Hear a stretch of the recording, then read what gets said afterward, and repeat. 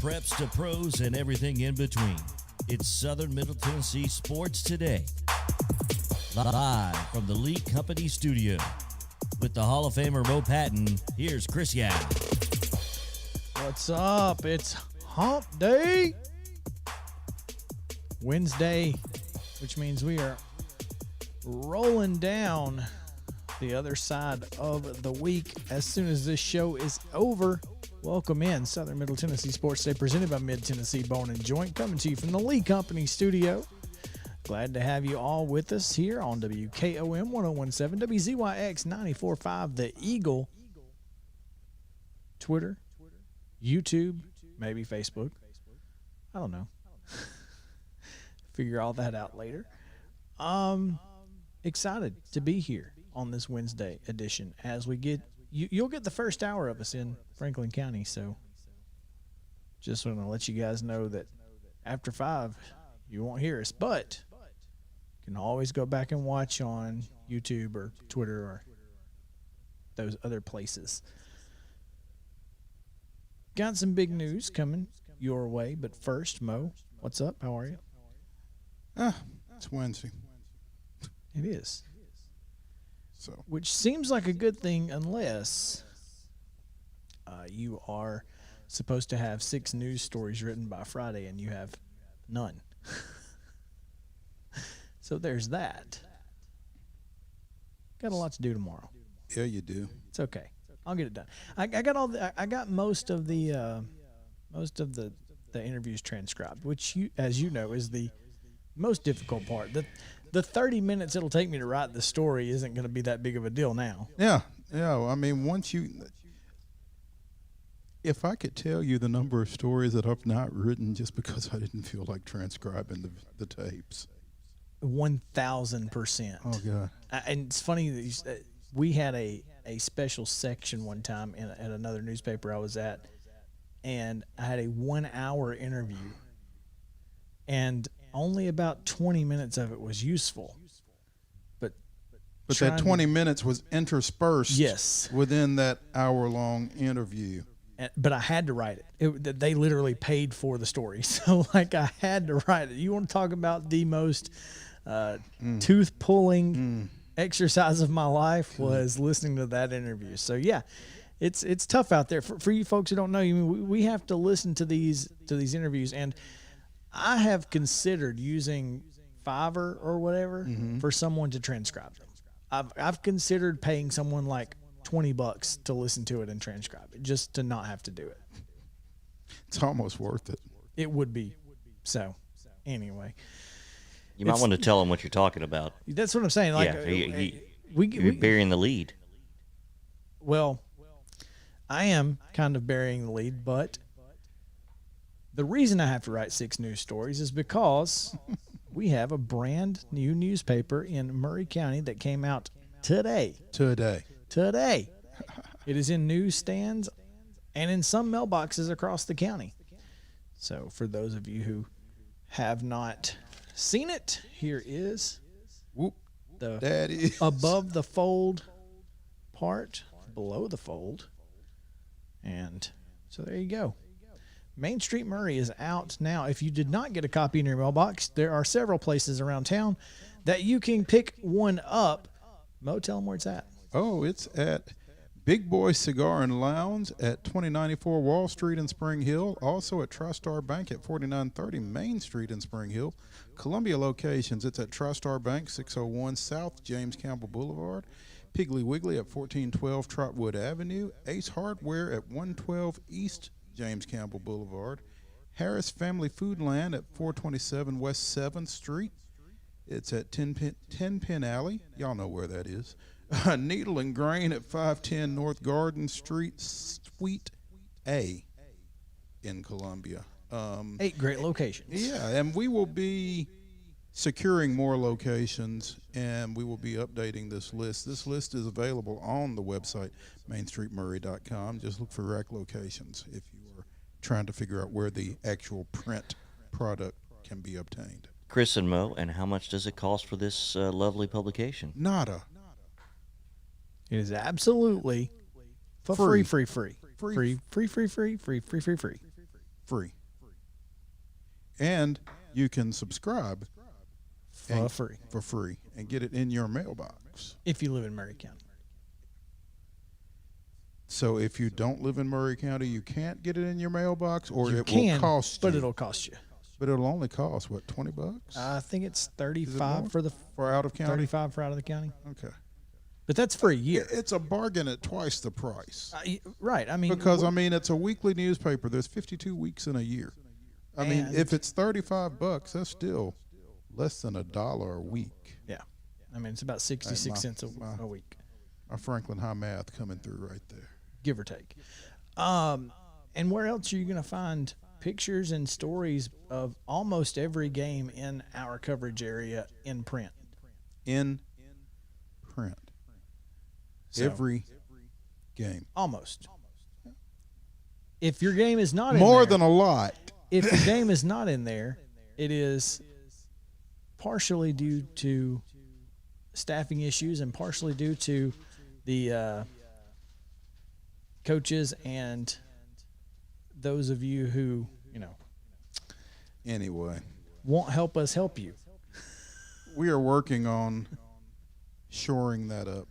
And I think we have. So Yeah, there's a lot of good sports content in that there's like 7 pages that of it. product, and I don't just say that because I was responsible for a lot of it.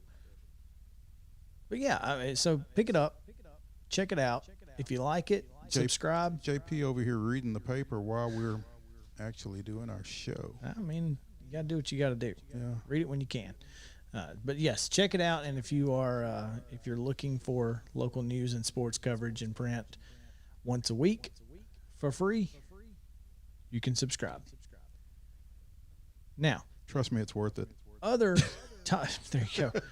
Other top stories as we get ready for high school football. Tomorrow's show will be high school football. Top Bumper to to bottom. bumper. Yep, top to bottom, going to be high school football.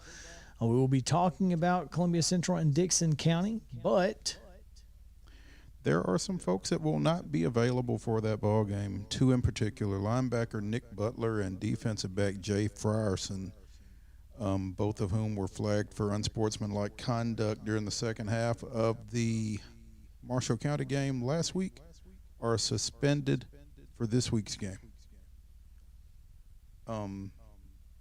Columbia Central will also be without Mike Johnson, defensive lineman, Isaiah Cordell, another defensive back, and Antoine Moore, another defensive lineman. So the Lions kind of go into this Dixon County ball game on Friday night with bubblegum and chicken wire on defense. And that may not be a great place for them to be, because while Dixon County has struggled and did lose to Creekwood 27-14 on Friday night, they've got a quarterback, Colby Lambert, who is not bad. he's got all the measurables. He's got all the measurables. He's got, as they like to say, arm talent, good size. Not real sure about who he's throwing it to necessarily. So Boy, if you could just I know where you're going. I know where you're going, and I'm not going to go there. yeah. Well, anyway, so yeah, no Nick Butler, no Jay Frierson, No Antoine Moore. and no Antoine Moore. It's going to be a tough go of it for that Central defense, and we'll talk a lot more about it tomorrow. As I said, one more top story before we get to the rundown. Mo, Ryan Suckup, who hasn't played for the Titans in several years. This is At least 2 years. This is a very similar situation to Dan Ugla being a Braves killer, whether he was playing against them or for them. So when I was at MTSU, we had a point guard named James Johnson, and this was in the heyday of Magic Johnson. Our basketball coach, the illustrious and the late Bruce Stewart, called James Johnson James Tragic Johnson because he was going to kill somebody. You One just or the didn't know if it was the Blue Raiders are the other team. Yeah. So Well, anyway, Suck Up still giving us issues because apparently some Titans went out to dinner with him while they were, doing their co-mingling practice down there last week, and Suck Up now apparently has COVID, and we don't know what the impact of that is. So, thanks, Ryan. appreciate you. This guy. Wasn't enough. All those kicks that he missed while he was wearing the two-tone blue. No. Now he's trying to take guys out before we can even get started. Yeah. Appreciate you. Absolutely brutal. Can't catch a break. Went down there, kicked their tails, and came back with COVID. At least one person did. Mike Vrabel. I think a couple of players went on the list today, actually. There you go. Never a dull moment. Never a dull moment. Hey, we got to get to some scores and schedules, so let's give you the Wednesday rundown. This is the rundown. In volleyball action on Tuesday, Loretto defeated Brooks, Alabama 3-0. Also defeated Lauderdale County, Alabama 3-0. It was Zion Christian 3, Lancaster Christian 1. Fayetteville defeated Moore County 3-1. It was Lincoln County 3, Franklin County 0. Giles County fell to Community 3-0. It was Summertown blanking Lewis County 3-0. Summit also with a shutout of Columbia Central 3-0. And then Mount Pleasant, a 3-0 winner over Perry County. We do not have scores from Spring Hill Independence or Hampshire Collinwood. In high school soccer on Tuesday, it was Huntland edging Cornersville 3-2. Franklin blanked Summit 4-0. Page blanked Lawrence County 9-0. Ravenwood with the 2-0 shutout of Independence. Columbia Academy fell to BGA 9-0, while Spring Hill blanked Zion Christian 9-0. It was Columbia Central and Giles County playing to a 3-3 draw. We do not have a score for McEwen or Culleoka. I'm betting they didn't play. Maybe not. Yeah. I mean, McEwen's in Humphreys County. That's probably a good thought. There we go. In Major League Baseball action last night, the game I know y'all stayed up and watched the ninth inning of, Yankees defeated the Braves 5-4. And in tonight's volleyball action, you've got Community at Murfreesboro Central. That's at 6 o'clock, and Siegel travels to Ravenwood. Time unknown. That's pretty much it for high school sports. You got any Major League Baseball tonight? No Braves. Well, no Braves, but Arizona's at Pittsburgh at 6:05 on ESPN Plus, and the Dodgers are at the Padres at 9 o'clock on ESPN. Yeah, Mike Miner is throwing for the Rangers today. Kansas City today, and they are tied 5-5 in the ninth, so I guess he's not going to get a decision. I would think he's out by now, as we discussed complete games yesterday. And that's going to do it for your Wednesday rundown on Southern Middle Tennessee Sports Today.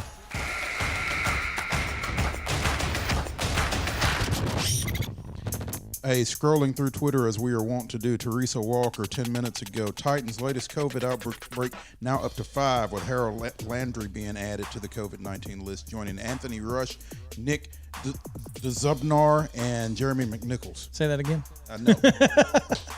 Linebacker named Nick. Not to be confused with Butler, who is also out this week. When we come back, we're going to talk about that Braves-Yankees game that was a lot of fun to watch until it ended. It wasn't. We got Terry Wilcox coming up later this hour to talk NASCAR. We've got Anthony Dasher to talk UGA football.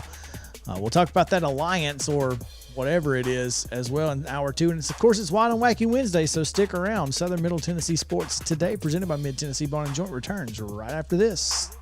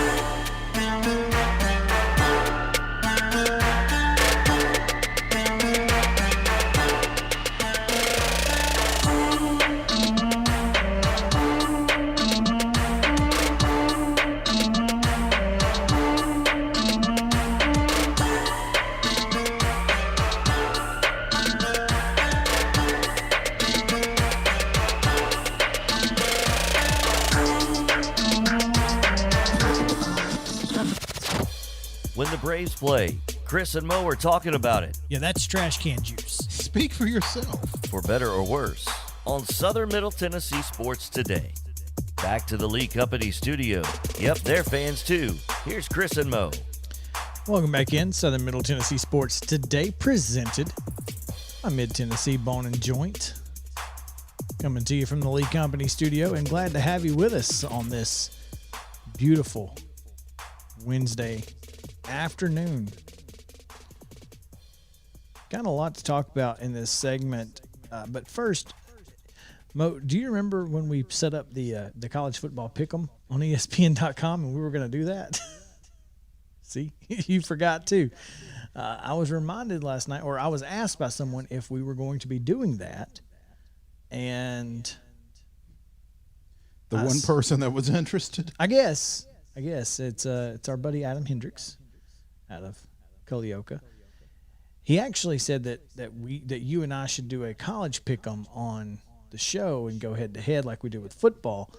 With high school football? And I thought, well, we have one online. We just hadn't mentioned it because I'd forgotten about it. So you did actually set it up. I did set it up. It's ready to go. Oh, okay. It's a pick against the spread. It's all ATS. So we will post that link out Yeah, we probably need to do that. and let you guys hop on in because, hey, why not? Sounds like fun to me. Might as well. I don't know if we've got anything that you can win just yet, but we might go find something. Little pride, Yeah. little bragging rights. There's Never always a that. bad thing. There's always that. Yeah. So, yeah. Let's talk a little bit about some bragging rights that the Yankees currently have over the Braves after a two-game I don't want to call it a sweep because you can't sweep a two-game series, but taking 2 games from the Braves. And, you know, as JP cut up the rejoin and threw your trash can juice in there, that call on Freddie Freeman at the plate was the very definition of trash can juice. And here's the worst part about it is I'm not one to think that umpires, especially at that level, hold grudges. But there is zero doubt in my mind that guy was calling Freddie Freeman out no matter what, if it was anywhere close. After the Jock Peterson incident, when he followed him down the first base baseline, Are you kidding me? Well, years and years and more years ago when I was covering the Nashville Sounds for another publication, that was an article that I did actually is umpires are supposed to de-escalate things. When a manager is between the home plate umpire and the backstop behind the plate and winds up with his back to the backstop because he's backing up and the umpire is advancing, when the manager is trying to de-escalate the situation and the umpire is keeping it going, that's an issue. That's a problem. When a guy is trying to remove himself from the situation and the umpire is continuing it, that's an issue. That's not what you're there for. Nobody came to the ball game to watch you. Not a single person. Especially in that situation when he was just trying to get out of the way of a pitch coming at his face. That was a tough call to start with. I mean, I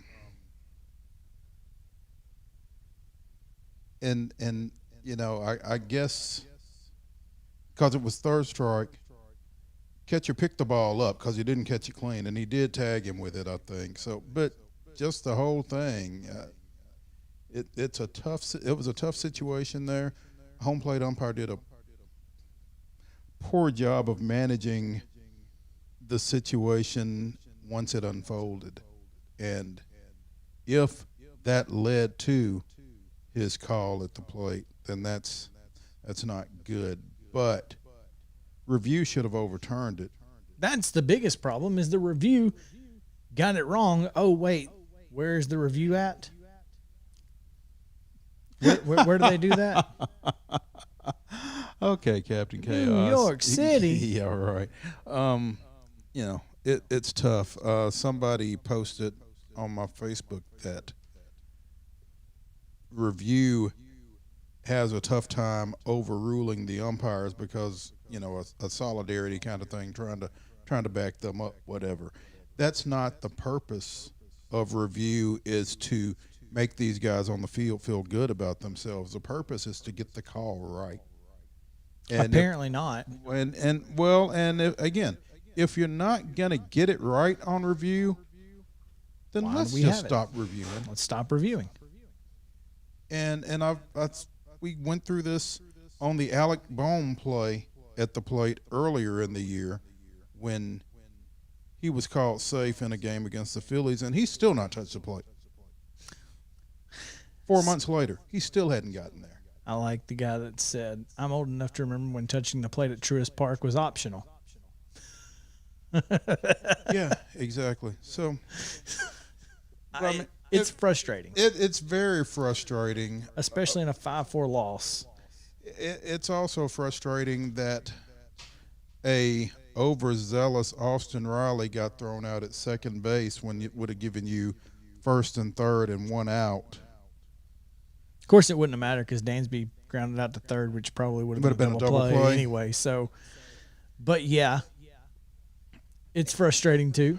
And it's frustrating on a number of fronts because it's frustrating that takes place. Now, let me preface this by saying I am a guy who is predisposed to pressure the defense, make them make plays.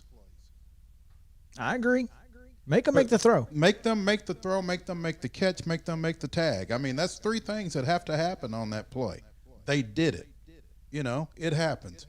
So I'm not necessarily going to kill Austin Riley for trying to get there.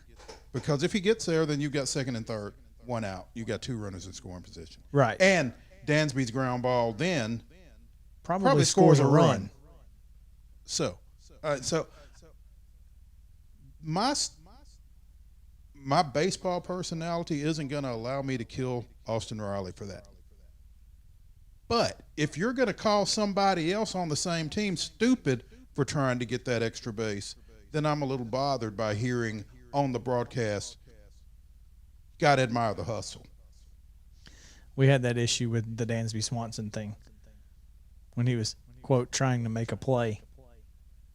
But somebody else couldn't make that stupid mistake. Don't make dumb mistakes and expect to win. So, that's trying to move past that. Full disclosure, I got a long memory. So let me throw this at you, and this is something that I tweeted last night in a reply, and a lot of folks are upset because Brian Snitker doesn't maybe go out there and speak his mind the way that maybe Bobby Cox did, right? I really think review has kind of deadened a lot of that. But anyway, go ahead. Well, there was no review on that one? On Jock Peterson, right? So a lot of folks are upset because Snitker really doesn't do certain things. And here is my conspiracy theory on why. If he gets thrown out, somebody else gets to manage, and then we might see that he's not necessarily the guy for the job. Thank you. I'm just saying. If somebody else gets a chance and they don't throw Will Smith out there in the ninth inning when you're down by 2, perhaps. Wow. I'm just saying. You're not saying. You're just saying. I get you. So anyway, that's my conspiracy theory for the day. Is that's why he doesn't get thrown out, because he's afraid to let somebody else manage in the event that he's no longer his services are no longer needed. Anyway, it's a theory. Yeah, Chris Martin gives up another home run, and had Chris Martin not given up a home run, then that bases loaded walk that Soler draws ties the game. How many home runs did they hit in this series? 6? They hit 2 yesterday or 3? I think they only hit 2 yesterday. Okay, so maybe 5. Five. 5 yeah. in a 2-game But series. Stanton hit 1 in each. Yeah, yeah. And the double that almost went out on its own. Yeah. So, yeah, tough go of it. The Yankees clearly like Truist Park. Yeah. Stanton especially, which he always has. And let's not lose sight of the fact that the Yankees are pretty good. 74-game wins. They've now won 11 in a row. They're not bad. Yeah, but when you have Aroldis Chapman on the ropes, the way you did there in the 9th, sweating bullets, literally. JP, did you happen to see the sweat dripping off his cap? I missed that. It looked like they were pouring water on his head, and it was just running pouring. down. It soaks through the cap, the bill. Is that what you're saying? It was It was dripping off of Wow. his cap bill. not just dripping. I mean, it was streams coming off of his. Dude's wearing a turtleneck for some. That's what reason. Paul Lamb, Spring Hill baseball coach, pointed out Whatever on he's Twitter. doing. Yeah, sleeves and a turtleneck in Truist Park in August. Probably not the. I mean, I guess stay if you're warm. I guess if you're pitching, if you're used to pitching in New York, Sure. maybe it kind of gets a little cool at night, and that's Have you seen? necessary. Have you seen the meme of the guy, Key and Peele guy? yeah. Jordan Peele. Where he's just got like water running down his face. That's looks what like that. Chapman Yeah. looked like last night. It was insane. Well, pitchers typically like, or at least my limited experience in Babe Ruth. You want to stay warm and stay. You want to loose. stay warm, and so you'd rather be, sweating and ultra hot as opposed to cold. Oh, absolutely. Yeah. But he looked uncomfortable in more ways than one. Yeah. Well, I will say this. I just Googled Aroldis Chapman sweat, and the first thing that comes up is on October 9th, 2017. He was sweating profusely when once on a pretty cold night, and I think it was against the Mets, blah, blah, blah. Why is Chapman so sweaty when you're Aroldis Chapman trying to close a game? Why are you sweating so much? I mean, like, who's the sweatiest player in the league? Aroldis Chapman. So this is not an unusual thing for him, apparently. It's just, that was wild. It was just unusual for us because we don't see him that often. It was probably the weirdest thing I've ever seen. I mean, just looked like Chattahoochee Falls. But I mean, I don't know if that was having an impact because he walked. How many guys did he walk? 2, 3? 2 or 3, yeah. So I mean, I don't know if it had something to do with his grip or anything like that. But I don't know. It was tough though. It was tough to watch, to load the bases and couldn't drive in the game winner or the game tire. or the game tire. Freddie sent one to left center. Gave it a pretty decent ride for the way he swung, and had he been Giancarlo Stanton, it would have went out in a home run. There you go. So anyway, we got to get to this day in Braves history. August 25th, 1936, the Boston Bees, as the team was known from 1936 to 1941, stung the host St. Louis Cardinals for a record-setting 7 doubles in 1 inning, scoring 11 runs in the top of the first and rolling to a 20-3 victory. Gene Moore, Buck Jordan, and Tony Cuccinello each had a pair of two-base hits in the frame, with Rabbit Worstler adding 1. The record stood alone for nearly 76 years until the Cardinals gained revenge and tied the MLB mark with 7 doubles in the 7th inning of a 12-0 win over the Chicago Cubs on July 12th, 2012.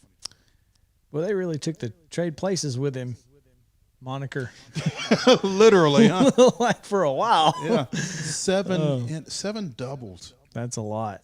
Hey, if you're looking for something to do tonight, the Nashville Sounds are hosting the Gwinnett Stripers, and Kyle Muller is on the mound. And let me just tell you, for you ladies listening, tonight's the night if you're going to go.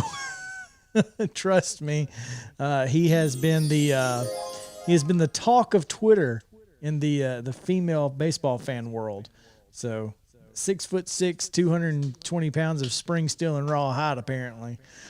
So Twisted steel and sex appeal as a former MTSU and current high school football coach like to say about himself. woo. Yeah.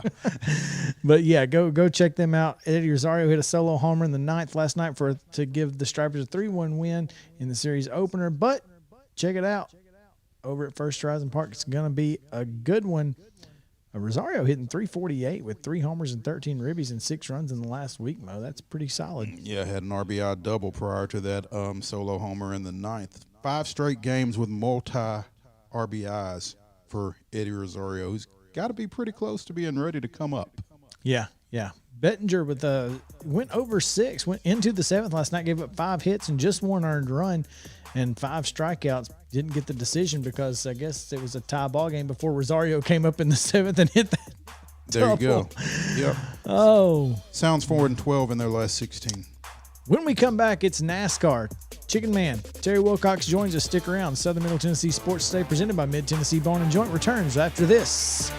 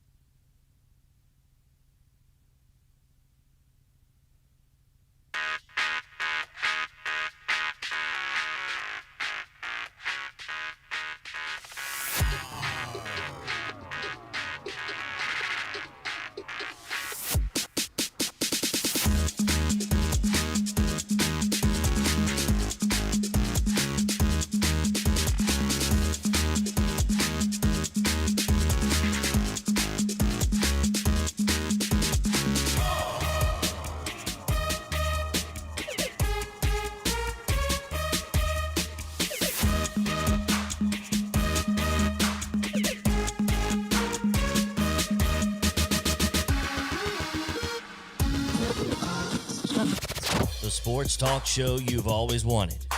It's Southern Middle Tennessee Sports Today. From preps to pros. Live from the Lee Company studio. With the Hall of Famer Mo Patton, here's Chris Yow. Welcome back into Southern Middle Tennessee Sports Today, presented by Mid-Tennessee Bone and Joint. Chris Yow, Mo Patton, JP Plant with you here. Quarter till the top of the hour, and a quarter till we leave you guys in Franklin County for the day. But we'll be back tomorrow at 4 o'clock, all the way till 6 on Thursday and Friday. If you want to hear about some high school football, since you guys don't have any down there this week, you can tune in tomorrow. We're very sad to hear that Franklin County and Huntland are not going to play. So, yeah, we were really kind of looking forward to that one. Would have liked to have seen that. And I think it's especially an odd situation for Huntland because they didn't play last week. Last week was their open week. yeah. So now, and we might have mentioned this earlier, but when they do finally get on the field, it'll obviously be their first game, and it's week 3, and they've not played. That's got to be a little frustrating, a little concerning. I wonder do we know who they play week 3? No, but heck, I don't know. Or if they play At this point, week 3. Who knows? Yeah, that's tough for them. So we will talk high school football tomorrow from bumper to bumper, top to bottom, all day long. So check us out for 6 tomorrow on WKOM, WZYX. Right now, we're going to bring in, and this is new, as we're going to talk a little NASCAR. Normally we would do this on Friday, but as college football and pro football approach, we wanted to keep Terry on the lineup. And since we were able to get him to come on Wednesday, we're a little bit closer to last Sunday, and so it kind of works out okay to get him in the middle of the week. So, Terry, how are you? What's going on? Oh, I'm doing great. Hey, just a quick question. Any news about, have you heard anything about Columbia Central? I know they're closed tomorrow due to COVID. As far as we know, nothing has changed on the football front. So Nothing. That's correct. Or athletics front. Yeah, that's That way I get to drive all the way to Dixon Friday. Well, so do I. So it's We all do so. But NASCAR, they're down in Daytona.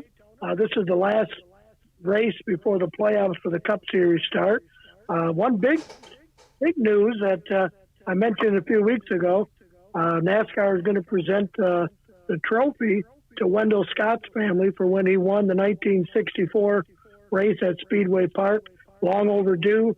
The race championship, or the trophy, was given to Buck Baker, but after they checked the timing backwards, they found out that Wendell Scott actually had won. But here it is. That was 1964. Just for the record, Terry, I'm going to stop you right there. They didn't check the records and find out that Wendell Scott actually won. They knew Wendell Scott won.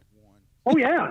Okay. You're right. All right. But here, what Yes. is it, 50, 56, whatever years, and they just now correcting a wrong that was stupidly done. But anyways, Yeah. I just need to make sure everybody tunes in and pays attention because they're going to present it Saturday night, which is when the Cup race is. So we're disappointed it took this long, but just happy that at least the family will finally get what was well deserved for Wendell way back when. So we'll get past that, but hopefully we don't have stuff like this happen anymore. It's horrible. But anyways, but we got NASCAR racing down Daytona. The Xfinity Series runs off Friday night, which we'll be covering high school football, so we will not be able to carry it. But we will have the Cup race. I think the pre-race will be at 5 o'clock on 101.7. We will have that.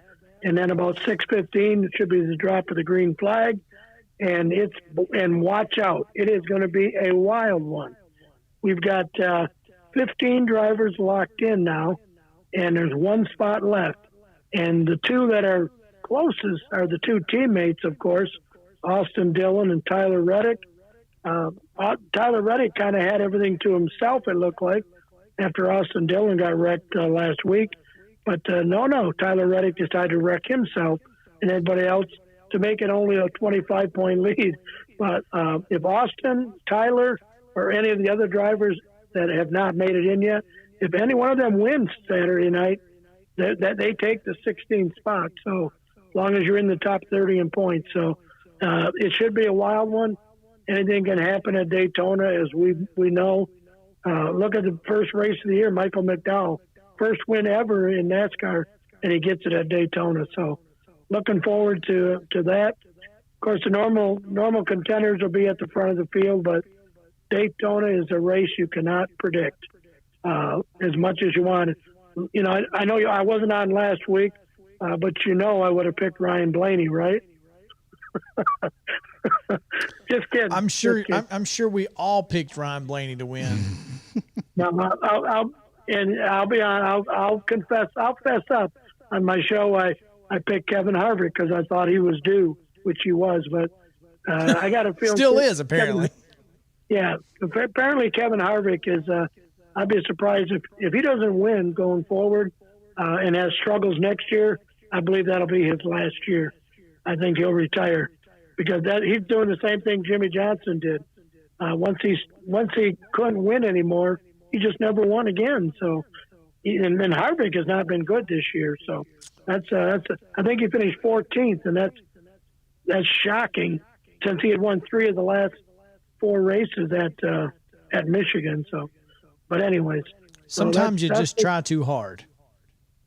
Well, but that whole team is struggling. I mean, Eric Almirola has won. He's the only Ford in that camp that has won for Stewart Haas. But they just are off this year. I don't know if they're just waiting for the new car to come out next year, if they're working on it more. I think that'll be a big factor. We'll see how everybody does next year with the next-gen car. Maybe they've been working on it. I don't know.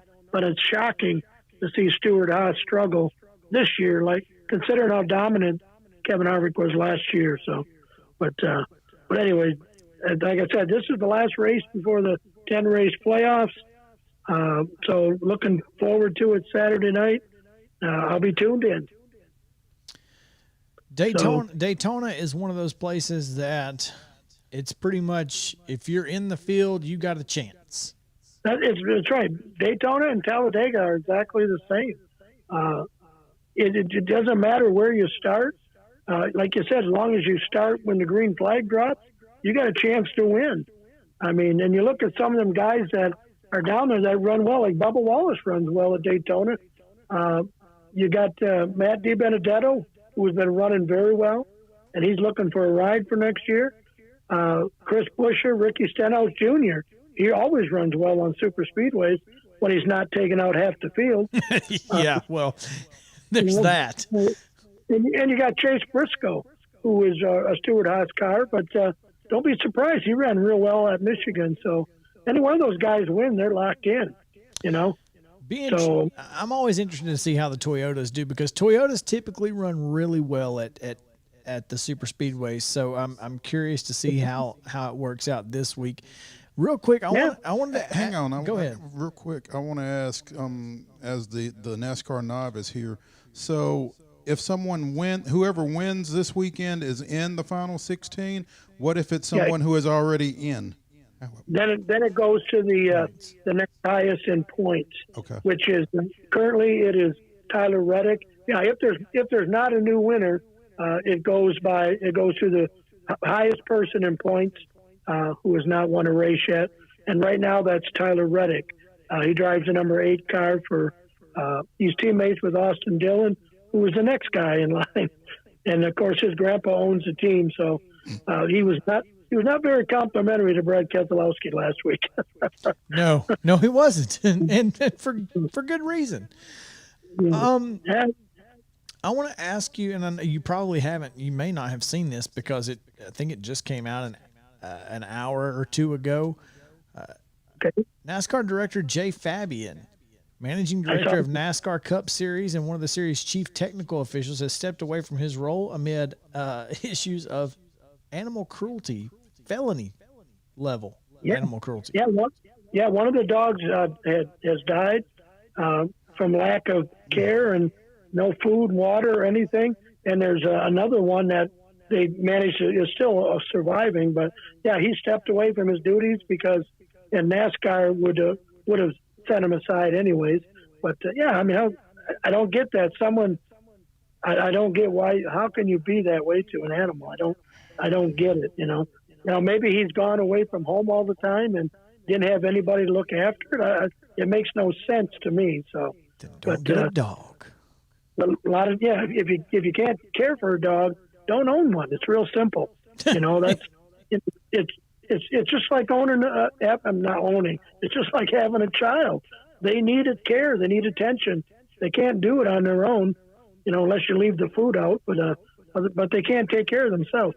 Someone needs to be there. But I don't get people that do that to animals. It makes no sense to me. I mean, we have a dog. Everybody has dogs or cats or any other animal. You take care of them. That's why you have them. They're pets. Again, they're like family members to most people. So it's yeah. I did see that though, that there was an issue, and then he announced that he had stepped aside. So, with stupidity, that's all I can say.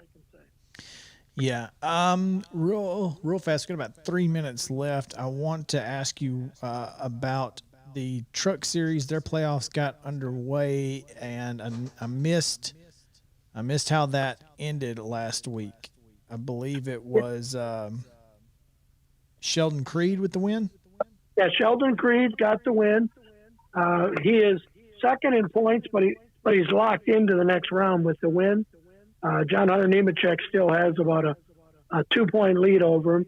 But, yeah, there was I don't know if you caught any of that race or heard about it, but they were racing down the backstretch, and they had a power failure, and all the lights went out. So, whoa, did not know that. That's awesome. Yeah, that was interesting. I mean, not awesome, but awesome in a way, But there was something that had happened. They had some kind of a transformer in the area had caught fire and shut off power to quite a bit of that area. But nobody got hurt. Their trucks were slowed down and immediately pulled off the race on the pit road off the track. So, but yeah, that's crazy. But yeah, Sheldon Creed dominated. I think he led all but like 20 laps, which happened during pit stops and stuff. So, but there's going to be tough. John Hunter Nemechek is still the hands-on favorite. He has. I'm sure he is. Yeah, I mean, he's dominated this year. He's got 5 wins on the season, and he's in Kyle Busch Motorsports truck. So, I mean, they're good. And that was, if you remember, he was in the Cup Series, and he was with a lower-tier team, and he wasn't doing anything. And he said, hey, let me go back down and start over. And, man, it was a good move. I'll tell you that right now for him. So. He's a solid driver, and I look forward to seeing him in the Cup Series here soon. Hey, before we get you out of here. Denny Hamlin, by the way, for this weekend. Denny Hamlin. Good luck to the FedEx number 11. Sticks. I'm going to cry at the end. Get soda. I hear you. All right, before we let you go, we got to get silly with T. Willie on this Wednesday. Give it to us. Hey, I was going in for some surgery a few weeks ago. Isn't that funny? And I asked the surgeon. I said, "Hey, can I administer my own anesthetic?" And he said, "Sure. Knock yourself out." Come on. Terry Wilcox, the Chicken Man. Check him out on our sister station, WKRM 103.7. That's every single day from 10 to 12. Is that right, Terry? That's absolutely correct. 10 to 12, Mealtown Mix. T. Willie's Mealtown Mix on our sister station, 103.7. Terry, thanks so much for joining us. We appreciate you. We've got college football coming up on the other side of the break. It's Anthony Dasher of UGAsports.com, Rivals affiliate. Going to talk a little UGA football, so stick around. Southern Middle Tennessee Sports Day returns after this.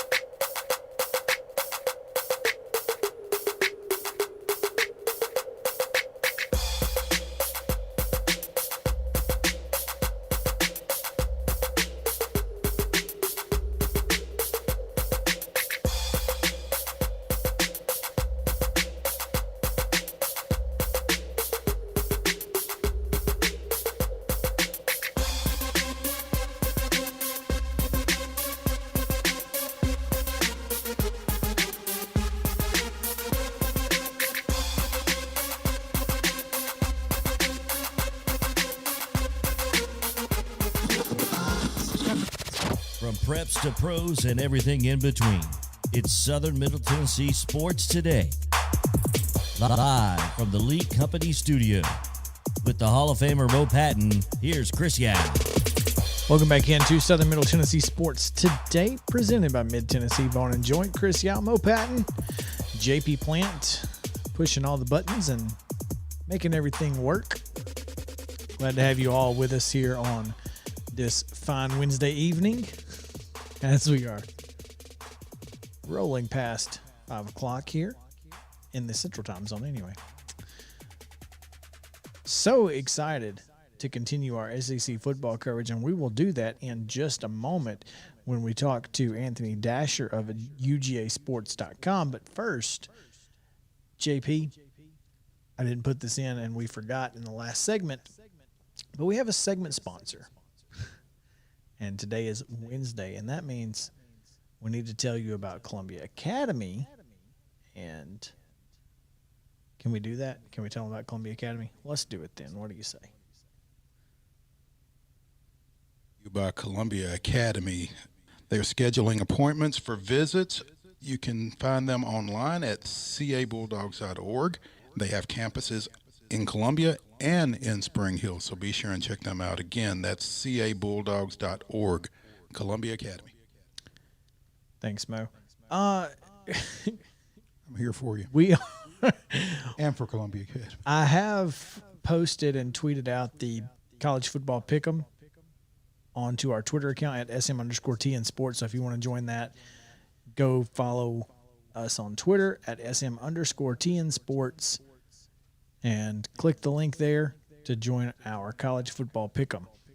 Now, let's get into it. Let's talk a little dogs. We'll call up the Georgia Bulldogs here as we talk to Anthony Dasher. Anthony, thanks for joining us, man. We appreciate it. Hey, my pleasure. Anthony, looking at the schedule, just kind of familiarizing myself with the Dogs and what they've got going on. And obviously you guys don't ease into things. Opening on September 4th is that game at Clemson or is it at Mercedes-Benz? It's in Charlotte at the home of the Panthers. So, okay. All right. Neutral field, huh? Ish. That's what they say. Yeah, that's kind of what I figured. Like I said, not easing into things, kind of find out a lot really early about this team, I guess. Going into a game of that magnitude to open, what is the biggest concern for the Georgia coaching staff? Oh gosh, you've always got questions going into the first game, no matter if you're playing, Clemson or Bowling Green or Alcorn State or whatever the case may be. But no doubt, I think for Georgia, I think the biggest question mark is how some of the young receivers are going to jump in and do. And of course, everybody knows, Georgia, lost George Pickens, for the year. Don Blaylock was going to be another contributor. He's not going to be ready to go. Everybody knows, Rick Gilbert's not going to be able to play, and they've got injuries to Darnell Washington, the other tight end. So they're kind of, I don't want to say short-handed per se, because they still got plenty of bodies, but some guys who were, who normally would have played some very big role in this contest aren't going to be available. So I think the biggest question Georgia has is how will some of these younger kids, step on the perimeter and help JT Daniels out at quarterback. And coaches preach next man up, but like you said, when it's young like that and it's a talented opponent like that, it's there's no real acclimation period, I don't guess. There's really not. I mean, you've kind of, and then Georgia does have got guys like Jermaine Burke who had a great freshman year. Marcus Roseby Jack Saint is very, very capable. Kyrus Jackson is a veteran, caught about 40 passes, last year. And they've got another true freshman, Donnie Mitchell, who played ball in Nashville. Has really been pretty good for him so far. But again, when you don't have guys like Pickens, who has really done so much for the team over the past 2 years, and when you miss a Darnell Washington who's 6'7" and 270 pounds, can run, can catch, I mean, it's a total mismatch for really whoever he goes against. It's tough, but again, Georgia's, I think they're still a very confident team. You look at what they've got coming back on defense. That's going to be their strong suit this year. And then they've got JT Jennings coming back at quarterback. Very cerebral kid. I say kid. He's been around, blocked a little bit now. But it was very impressive in the 4 games he played last year. But Georgia, offensive line is going to have a challenge of its own because Clemson's defensive front is pretty stout. I mean, I know Ohio State kind of had their way with them last year in the playoffs, but they're still one of the better defensive fronts around. And that's going to be another, I think, real key to this ball game, that line of scrimmage. Speaking with Anthony Dasher about the Georgia Bulldogs, we have, I tell you, this Georgia offense is certainly going to be bubblegum and chicken wire, but the defense should be one of the nation's top defensive fronts. As you just mentioned, Ohio State did kind of have their way with Clemson last year. This defensive front, if anybody can, this one can. Yeah, I think so. I mean, you got to start with George Davis, the center. I mean, a guy from Charlotte, a senior now, wasn't. The 3-star was considered a project, but he had really made himself, and maybe he might be the top nose guard in the country right now. Just a dominating player, can take on 2 or 3 blocks at a time, and really enables the Georgia linebacker, which is a very athletic group, to go in there and make plays. But they've got a defensive front, though, again, that consists of Devontae White, been with the program 5 years, Trayvon Walker again, Jalen Carter, defensive end. They got Nazir Stackhouse, another 320-pounder they can slide in there. So they got some big bodies, some talented bodies, some experienced bodies, and they've got a lot of depth. There's a bunch of other kids I've not even mentioned who are going to be getting the ball game on the defensive line as well, because they will rotate. I mean, they'll rotate 9 or 10 guys throughout. That's going to be, I think, one of the really keys to look for is how Clemson's offensive front, which is pretty good, is going to be handling that group, because I do agree with the statement a lot of people making, not me, that they could be one of the best defensive lines in the country this year. Darion Kendrick should be circling this football game, I assume. No question about that. He's a former Clemson guy. I mean, first game off the bat against Clemson. And tell you what, Kirby Smart, to his credit, I mean, the transfer portal was very kind to Georgia. Over the summer, Gilbert, so far has not worked out. He's got his own issues he's dealing with, but the fact that we get Darian Kendrick and Tyke Smith in is really going to bode well, because at cornerback Georgia was really pretty thin, but to get Darian, who was a first team all ACC player, a guy who's been around the block a long time and has success, is going to be huge. And again, going into this first game against his former teammate, he might be the most jacked up player on the entire field. Is Tyke Smith going to be able to play? Well, it doesn't look like he is. He had the same kind of injury that Washington had. They had a toe injury, a metatarsal, and they had had surgery. Yeah, I'd heard that they both had surgery, so that's not ideal for the Dogs getting both. Sorry about that. I don't know how that came on there. Anyway, you're fine. You're fine. Speaking on the phone with Anthony Dasher of UGAsports.com. And Anthony, we like to talk about local guys when we get the opportunity, sure. And there are a couple on the defensive line for Georgia. Zion Logue, a redshirt sophomore out of Lebanon, and Timon Mitchell, a redshirt sophomore out of Franklin Road Academy in Nashville. Where do they fit in up front for you guys? They're in that second, third group on the defensive line. I mean, Zion had a couple of games last year where he really came in and they had an impact. I remember the Florida game in particular. He had a tackle for a loss in that contest, and a guy who's really starting to make his move again. He's got a lot of experience in front of him. He really has not been able to take that next step, but he's a guy I think definitely to look for in the future. Same with Timon. I mean, he's going to get a chance here, maybe not this year so much, but the next season after that, he's going to be right in the thick of things. I know they're still very happy with both of those guys. That's great.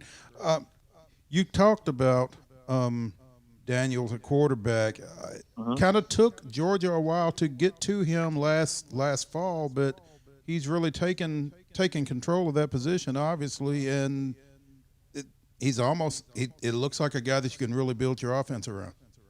Yeah, well, he had the knee injury. Of course, he had injured his ACL in the first play of the game is the season before at Southern Cal, and just had a hard time kind of getting back from that. And wasn't really until after that Florida game was when he was able to finally get 100% clearance to go. But he's a guy, again, a former 5-star quarterback. who when he came and played last year for Georgia, did wonderful. Now he did struggle a little bit against Cincinnati. Cincinnati, I think, is a very underrated team by a lot of people. That defense for there is about as good as other. Take Alabama out of the equation. They're about as good as what I saw last year. As far as Georgia's opponents go, and they just a couple of times we're kind of throwing the coverage. That's something I obviously can't do against the Venables coach defense. Those guys are going to be super aggressive. But if you heard him at SEC media days, again, you can tell he's a very, very conscientious, very focal, and I use the word cerebral, so he really is dedicated to his craft. And again, even though Georgia has, I think, some question marks of some of the guys he's been throwing to, they have had a good spring. He's worked with all these guys over the summer, and they still think they'll be able to boot the ball with him. But JT Daniels, no question, he's probably one of the most important players. I know about any quarterback, but really for Georgia, and I think he's no doubt he's the straw. If Georgia's going to go anywhere, JT Daniels is going to have a great year. Is Stetson Bennett ever going to graduate? Let me rephrase that, because he probably has graduated. Is Stetson Bennett ever going to leave the Georgian football program? He went to this year. He's a senior right now, so I give Stetson some credit. I mean, he's a guy. I mean, he was a 2-star, and he wound up being a starting quarterback last year for the early part of the season. It was a tough situation for him. I mean, he did all he could, but it just was a difficult time for him. Difficult time, I know, for Georgia fans. But I think they've got their quarterback for this season anyway, and they've done a very good job recruiting. And they'll have some, Brock Vandegrift they signed last year, and Carson Beck's another guy who's right behind, JT right now. Really kind of fits that mold of what you expect your quarterback to look like in the SEC. Certainly going to be an interesting year for Georgia, as it appears that they are the favorites to win the East. So, lofty expectations, no stranger to this Georgia program. So do you expect them to live up to this expectation? Well, they've got the personnel, I think, to do it. And even with these injuries I've been talking about all during the show, these guys will be back in a couple of weeks. And I think you look at Georgia's, schedule after Clemson.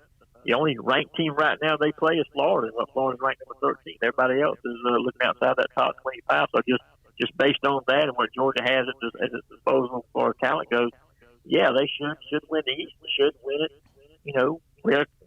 somewhat easily, I would think. I mean, Georgia does have a history of us stubbing its toes against teams they shouldn't. I mean, that's happened during Kirby Smart's tenure, but they can avoid that. I mean, it's a team, if they lose to Kansas Clemson, they can very easily find themselves back in the SEC championship game come December.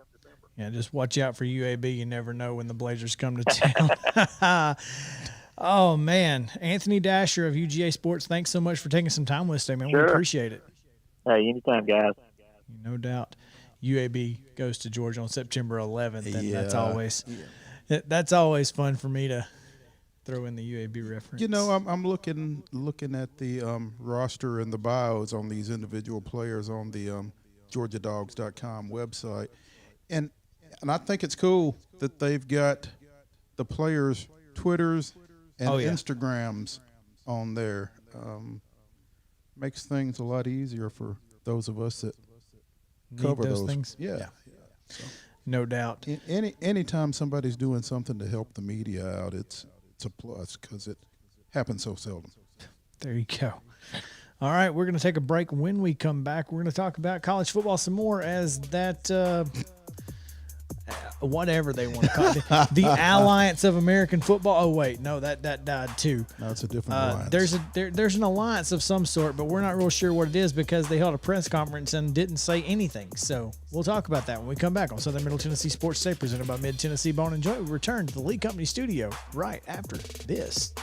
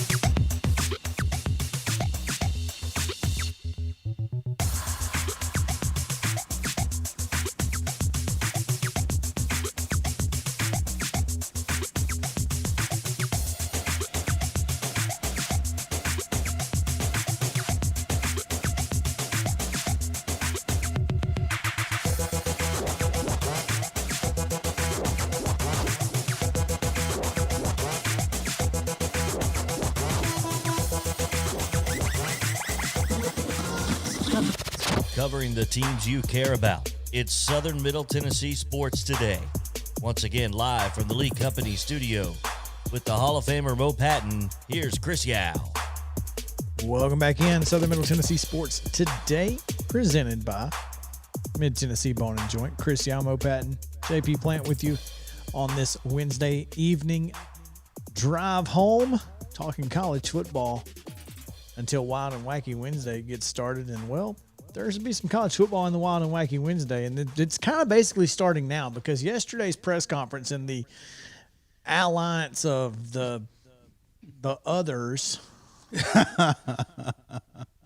it started. Those that aren't in the SEC. Yeah. I mean, I don't know what to make of this, Mo. It wasn't wild.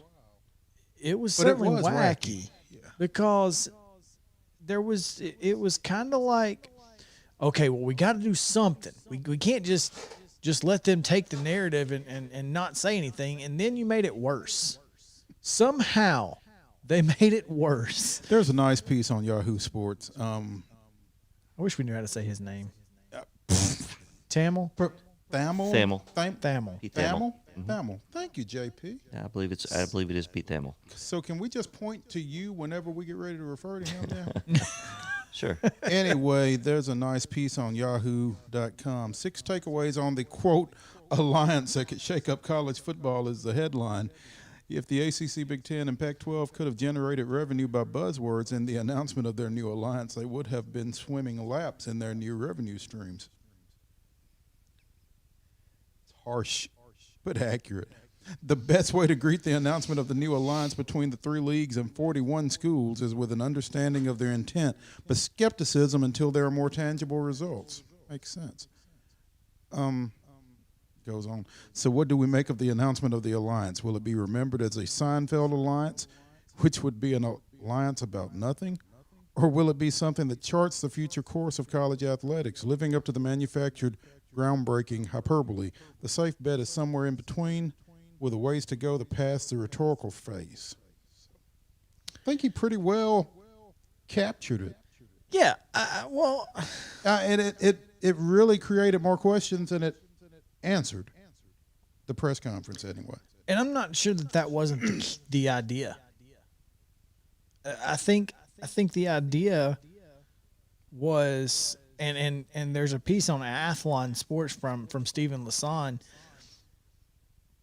The title is Everything You Need to Know About the Alliance, and it's about, I don't know, 6 paragraphs. No, I'm kidding. It's basically it's a symbol. It means nothing. If you're telling me that these 3 conferences, 3.5 conferences, whatever, if the Big 12 is involved, The Big 12 is not involved. I know, but I'm just saying in the future they're going to have to be, right? Mm-hmm. If the Big 12 exists, whether it's the Big 12 or the AAC, one of those 2 has got to be in this alliance. If you're telling me that those 3 conferences are not going to schedule SEC schools, you're outside of your mind. You are outside of your mind. Okay, Herman Boo. One of the subsets to Pete Thamel. article, Big 12 dealt the biggest blow. The biggest tangible takeaway from Tuesday may be what bad news this is for the Big 12. While the Pac-12 commissioner told Yahoo Sports that the Pac-12 would announce this week whether or not they were expanding, multiple sources indicated there's virtually no chance of the Pac-12 taking action. So the Big 12, as we mentioned, this is ACC, Big 10, Pac-12. No mention of the Big 12.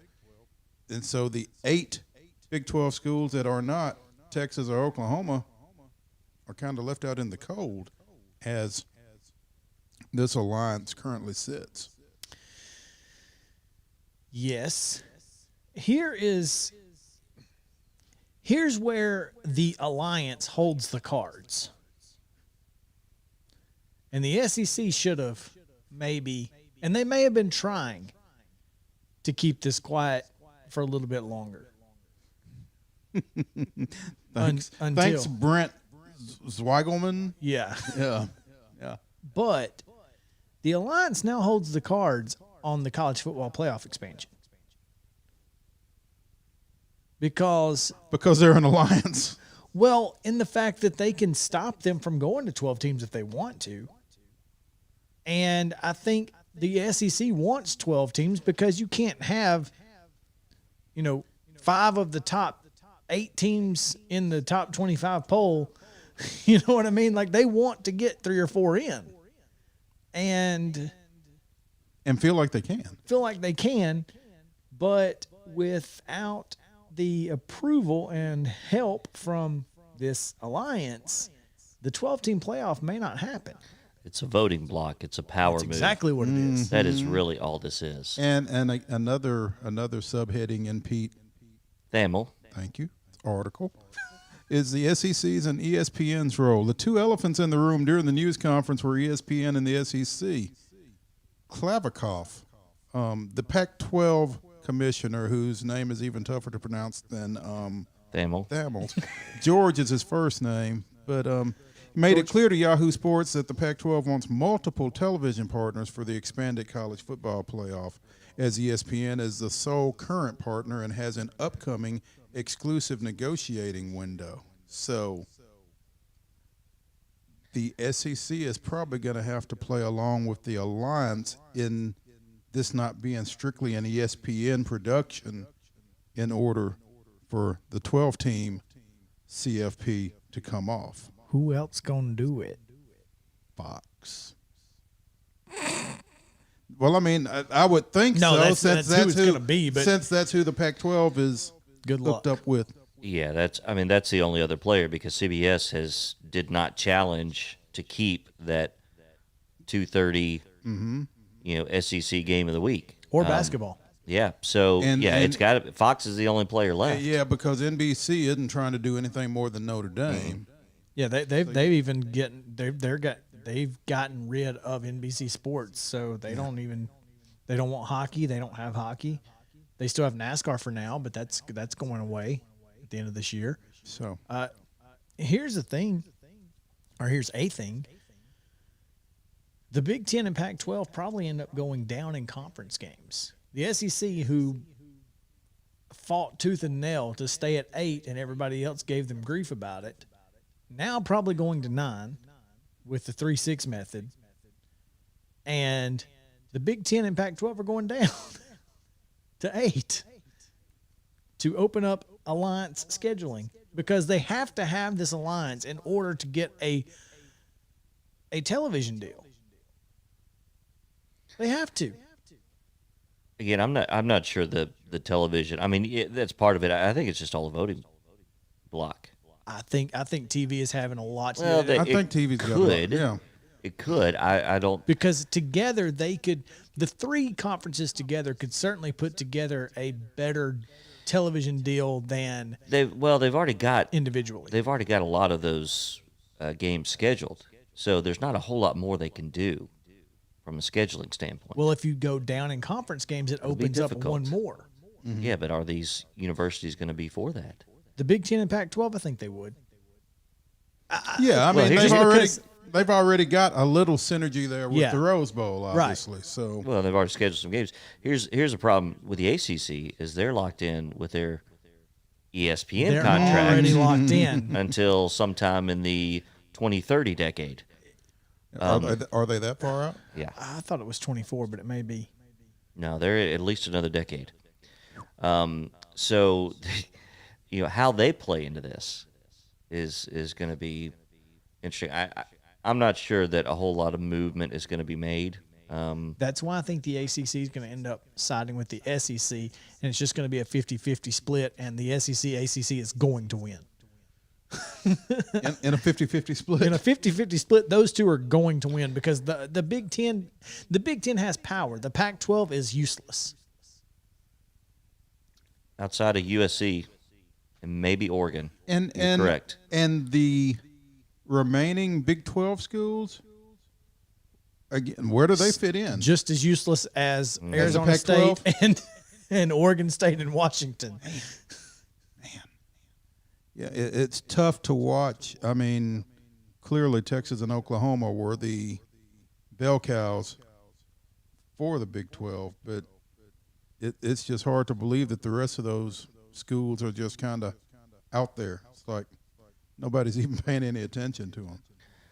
Well, I think this also, you look at those 3 conference commissioners, you look at how young their tenures are, all 3 of them. I think the lack of experience may have showed its head into generating this topic today of running out there with nothing really to say. Yeah. I think they we got to panicked. say something. I think they panicked. They definitely panicked. Oh, yeah. Well, they certainly We got to panicked. say something, Yeah. like Chris said. What you gonna say? I'm not sure. I But don't know, but we're gonna say something. we'll answer questions. Well, you don't But you have didn't answers to questions. Yeah, We'll take questions. You'll field questions. Field Yeah, we won't necessarily answer them. We're gonna Yeah. listen to what you're asking us, and we're gonna respond. But And we'll go back and try to figure that out ourselves later. yeah, we're gonna take those questions under consideration. So, We'll get back to you. they actually asked some pretty good stuff, y'all. You know, Maybe now we need to figure this out. those are great questions, and Questions. we're really working hard to perfect exactly what we want to do here, and then they go back to that back room and be like, all right, guys, that's a really good question. Yeah, We gotta they might figure take out- notes. Did somebody jot that down? Yeah. Yeah. Anybody got any ideas? Can we ask one of the reporters for their recording so we can transcribe those questions? Yeah. And that is, I think that's the key here, is that we're talking about it, but we're only talking about it because we're making fun of it. Well, here's We're a question. talking about it for the wrong reasons. The Here's reason a they don't question. want. Are there any moves that are going to be made this season regarding centered around this alliance? Is there anything that's going to happen with this? Do you think? That's a great question, JP, and we're going to take that under advisement over here on this side of the table. I mean, You going to take down my email address and get back to me? Yeah. exactly. You Yeah, know, in our follow-up press conference, we'll answer that. Yeah. Here in about 2 months. no. The answer is no. You will not see anything No. this year. Nothing can change really this year. Everything's kind of in. There's no contracts. I mean, Sure. It's just, hey, SEC, don't try to do something, or we'll band together. I mean, that's all that was. Too late. We already did it. Yeah, I mean, who else is out there to get? Well, and the SEC's like, go ahead. Okay. Yeah. We got we're gonna make our money. We're gonna win Seriously. football games. You're not gonna stop us. And no matter how many folks you want in a college football playoff, we are going to be, in the championship game in most scenarios. Most every scenario. Yeah. So Good luck. Do what you got to do. You do you. You do you. You do you. Pac-12 and Big Ten Alliance. And ACC. I'm forget the I'm ACC. still telling you the ACC is going to end up siding with the SEC If here they're because smart. of the well, we've already talked about this. The ACC has already kind of they were in talks with the SEC about this, and I'm sure the SEC was like, well, we kind of got our own thing, but we might. And so with that said, this really does kind of come back to Bob Bowlesby, because this is a ESPN, everybody else kind of deal. That's exactly what it is. So if the SEC can get the ACC a little extra cash, and they could, just by scheduling a few ACC teams. again, yeah. a little cross-scheduling. Boston College, Alabama, that was just announced this year, and that sort of thing. Tennessee Pitt. They could certainly make it worth the ACC's while to band with them. To just hang with us.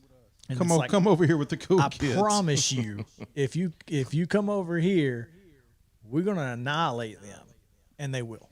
So that's why this alliance is useless unless something actually comes of it, and I don't think anything's going to come of it because I don't think the ACC is going to be involved. That's the way I'm looking at it. You guys got a different opinion? At SM_TN Sports on Twitter. You can comment there. You can let us know, because maybe you guys out there have an idea of what's going on. I know there's a lot of Big Ten fans in this area, and I'm sorry that we're making fun of your conference, but I hate to tell you, They're behind the 8 ball here. And that's just unfortunate for them.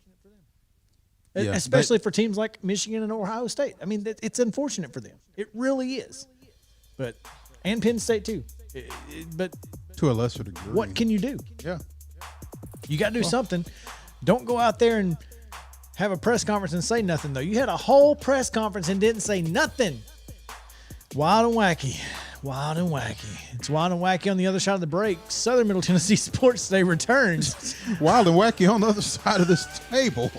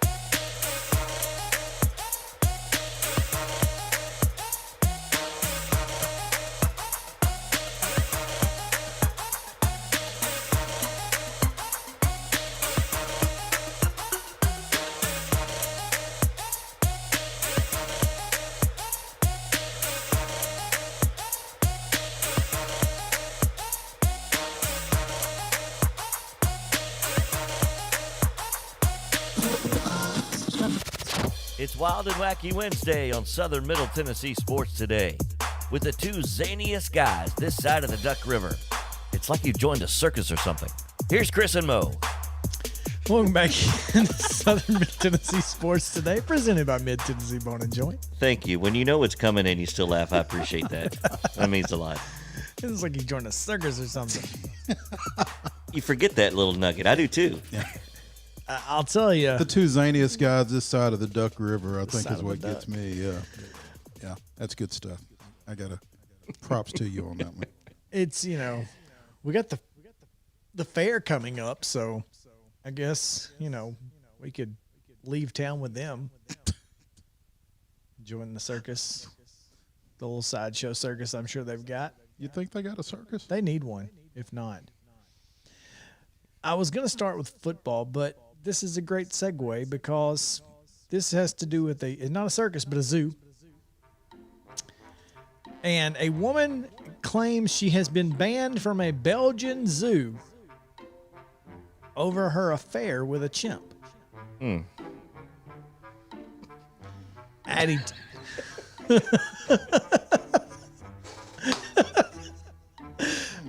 Addie Timmermans told local news outlet ATV that she has seen the animal cheetah, C-H-I-T-A, or cheetah, I don't know, every week. Cheetah the chimp. That's got to be cheetah. Not Cheetah the Cheetah. Apparently it's a cheetah because they're having an affair. Sorry. Oh, she has seen cheetah every week at the Antwerp Zoo. Every name in this is just killing me right Wow. now. The I can't even get through it now. Dude, we can't just listen to you laugh for the next 13 Okay. minutes. You Yeah. got to pull it together. This is your segment. She's seen the animal cheetah every week at the Antwerp Zoo for the last 4 years, according to Newsweek. I haven't got anything else. Why would you want to take that away? Timmermans told ATV. We're having an affair, I'll just say. Dozens of visitors are allowed to make contact. Why not me? Because you're nuts. The chimp is 38 years old. Just FYI. Here's the reason. Now, there's a good reason why. It's just hilarious that Okay. the reason that she was kicked out is because when chimps have an attachment to humans, it's detrimental to their connection with the other chimpanzees. So when Cheetah is constantly surrounded by visitors, the other monkeys ignore him and don't consider him part of the group. And so when there's no visitors, he's kind of a loner. Kind of shunned. Yeah. Go be with Yeah. your people. Yeah, literally. exactly. So, yeah, anyway, her affair is over. She's been banned. So, there you go. For the good of Cheetah. For the good of Cheetah. And I don't know that it's going to help because Cheetah is going to be very sad now. Will he though? I don't know. Maybe. I mean, he'll be with his chimp friends still. Maybe. Maybe. I'm not sure the other chimps. Are gonna take him back in? Yeah. Or At this can- point, it's over, right? I can't continue where I was going. No, don't. Yeah. I don't see this ending well For anybody. for anybody, Maybe Miss Timmerman should just go to for her or Cheetah. Maybe Miss Timmerman should just go to the lion sanctuary in South Africa where they have a reverse zoo where visitors are put inside a plexiglass cage at the center of a lion lair. And the animals. Yeah, walk the animals through. walk around. That's right.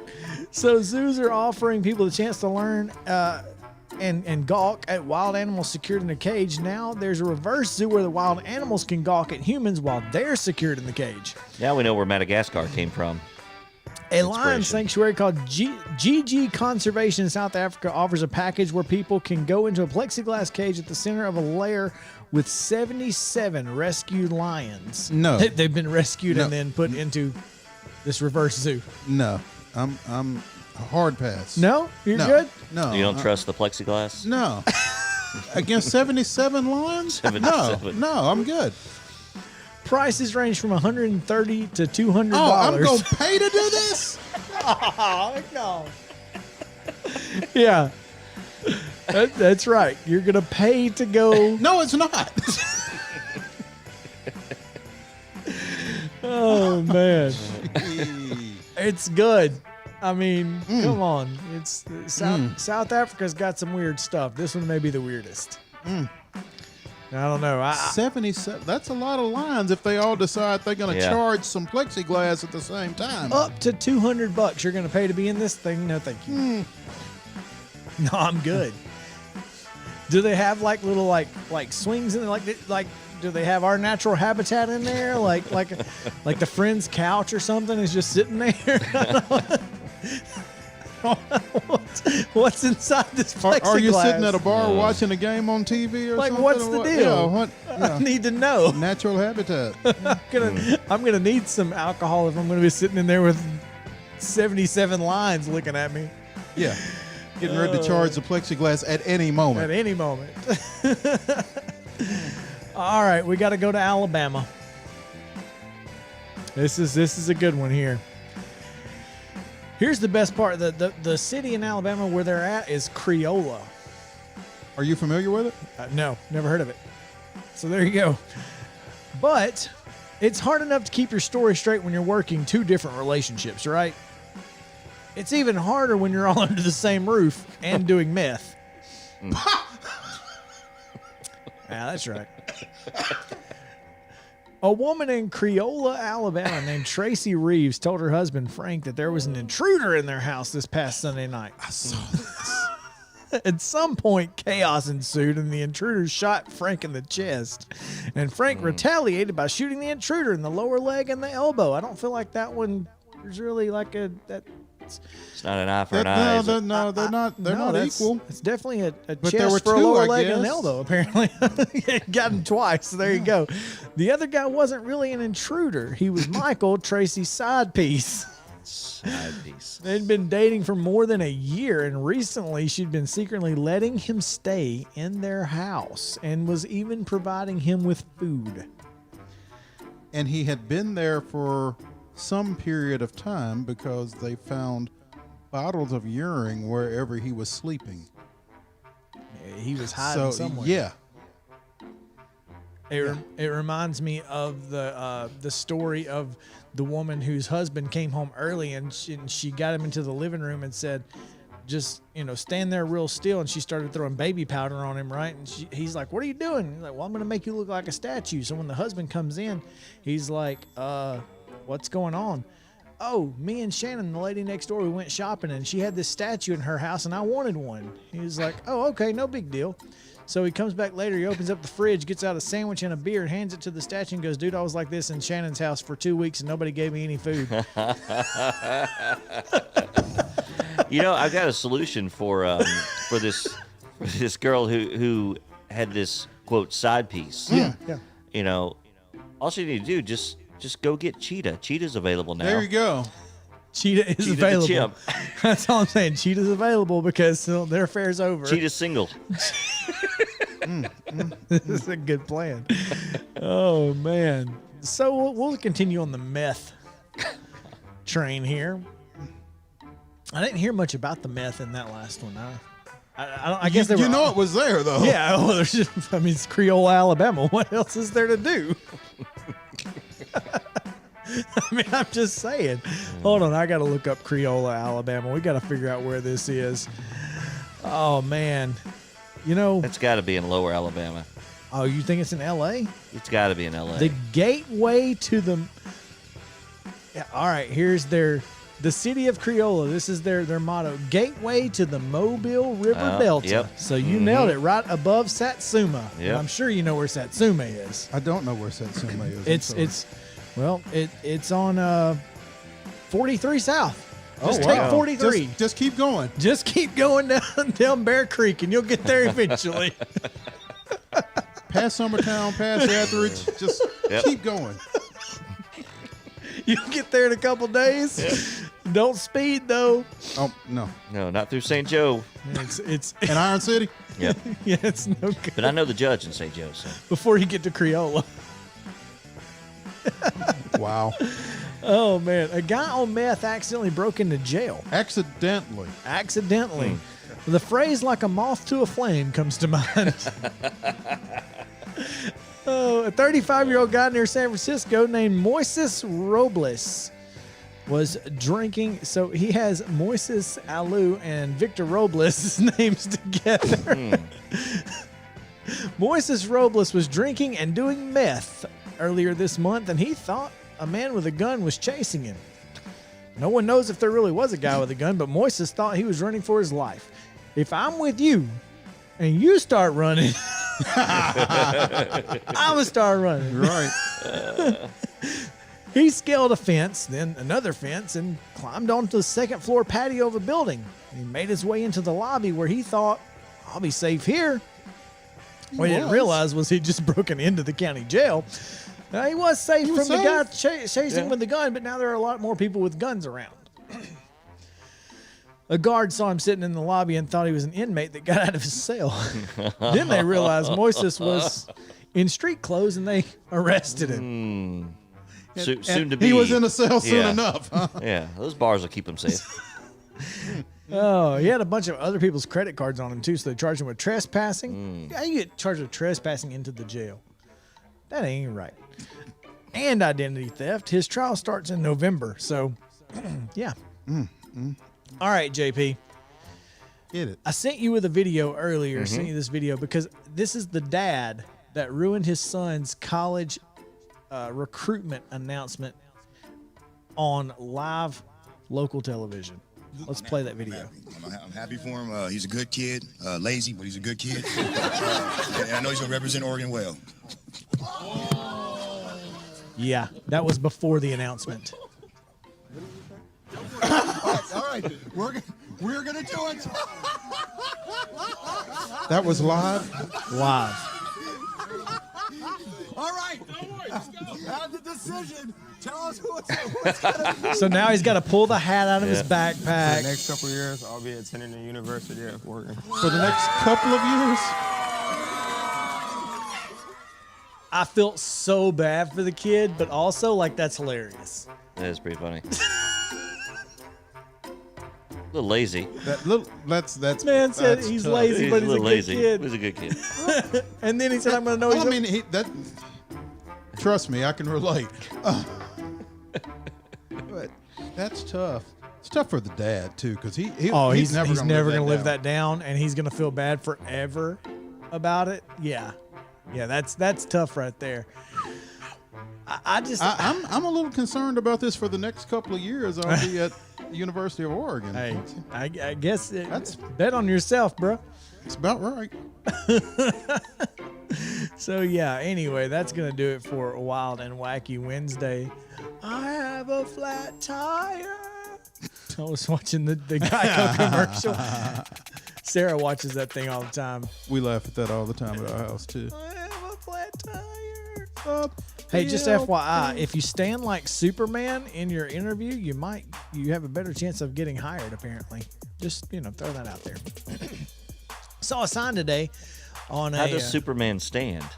With the arms? Yeah, arms on the hips, hips? chest stuck out kind of thing. Okay. Nose up in the air. You try and get back to me. I will. I saw a sign on a restaurant that said a server or bartender will be with you to seat you shortly. Thank you for your patience. If you are out of patience, feel free to fill out an application. Nice. Nice. So there you go. That's going to do it for Wednesday. This Wednesday show will be back tomorrow on Southern Middle Tennessee Sports Today, presented by Mid-Tennessee Bone and Joint. If you missed any part of the day's show, it is on YouTube, it's on Twitter, it's on podcast. So check it out wherever you get those. We'd love to have you listen and follow us on Twitter at SM_TNSports.com. For JP Plant and Mo Patton, I'm Chris Yow saying have a great day and stay cool, Columbia.